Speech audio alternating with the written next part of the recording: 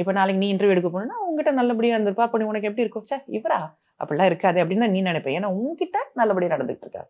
அந்த மாதிரி ஒவ்வொருத்தருமே வந்து அவங்களுடைய ஓன் எக்ஸ்பீரியன்ஸை தான் சொல்றாங்க. வைரமுத்து சாரோட அவருடைய எழுத்துக்கு பயங்கர ஃபேன்ஸ் இருக்காங்க. ஓகே, அவர் பயங்கர திறமைசாலி அவர்.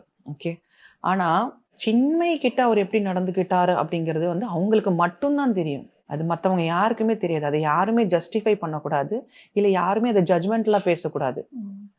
ஓகே, அது அவங்களுடைய பிரச்சனை. அவங்க தைரியமா வெளியில பேசியிருக்கிறாங்க, அவங்க தான் ஹேண்டில் பண்ணிப்பாங்க. ஓகேவா? இப்போ இவர் வந்து he might be very good with somebody else. இப்போ நாளைக்கு நீ இன்டர்வியூ எடுக்க போனா உங்ககிட்ட நல்லபடியா இருந்திருப்பா, அப்ப உனக்கு எப்படி இருக்கும்? ச்சே இவரா? அப்படிலாம் இருக்காது அப்படின்னு தான் நீ நினைப்ப. ஏன்னா உன்கிட்ட நல்லபடியா நடந்துட்டு இருக்காரு.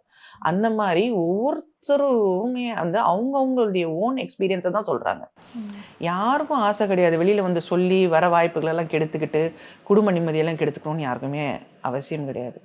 they are coming out and saying because நாளைக்கு இது மாதிரி ஒரு பிரச்சனைகள் வேற ஒரு பெண்களுக்கு வரக்கூடாது. இது ஒரு அவேர்னஸாக இருக்கணும். இது வந்து அடுத்தது இனி வரக்கூடிய ஜெனரேஷன்ஸ் வந்து இதெல்லாம் நம்பி ஏமாந்து போகக்கூடாதுன்றதுக்காக தான் சில விஷயங்கள் சில பெண்கள் தைரியமாக சொல்கிறாங்க. கரெக்டா? ஸோ அதை நம்ம வந்து அப்ரிஷியேட் தானே பண்ணணும். அதுக்கு நம்ம சப்போர்ட்டிவாக இருக்கணும்ல. அதை விட்டுட்டு கிரிட்டிசைஸ் பண்ணால் எப்படி?